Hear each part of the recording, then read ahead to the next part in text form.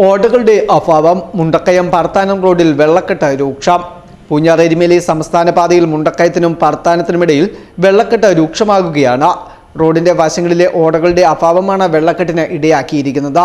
മുണ്ടക്കയത്തിനും പറത്താനത്തിനുമിടയിൽ റോഡിന്റെ വശങ്ങളിൽ പലയിടത്തും വലിയ കാട് വളർന്നു നിൽക്കുന്ന സാഹചര്യങ്ങളുമുണ്ട്. മഴക്കാലമായതോടെ ശക്തമായ മഴ പെയ്യുമ്പോൾ ഓടകൾ ഇല്ലാത്തതിനൊപ്പം റോഡിന്റെ വശങ്ങളിൽ കാടുകൾ കൂടി വളർന്നു നിൽക്കുന്നുണ്ട്. ടാറിംഗ് റോഡിലൂടെ വലിയ വെള്ളമൊഴുക്കിനാണ് ഇത് ഇടയാക്കുന്നത്. പല സ്ഥലങ്ങളിലും വെള്ളം കുത്തിയൊഴുകി റോഡിന്റെ ടാറിംഗ് ഇളകിയ അവസ്ഥയിലാണ്. ഏതാനും വർഷങ്ങൾക്ക് മുമ്പ് സംസ്ഥാന പാതയുടെ ഭാഗമായി പൂഞ്ഞാർ എരുമേലി റോഡ് ആധുനിക നിലവാരത്തിൽ നിർമ്മാണം നടത്തിയിരുന്നു. എന്നാൽ വെള്ളം ഒഴുക്കുള്ള പല സ്ഥലങ്ങളിലും ആവശ്യത്തിന് ഓടകൾ നിർമ്മിക്കാത്തത് മൂലം മഴക്കാലത്ത് റോഡിലൂടെ വലിയ വെള്ളമൊഴുക്കാണ് ഉണ്ടാകുന്നത്.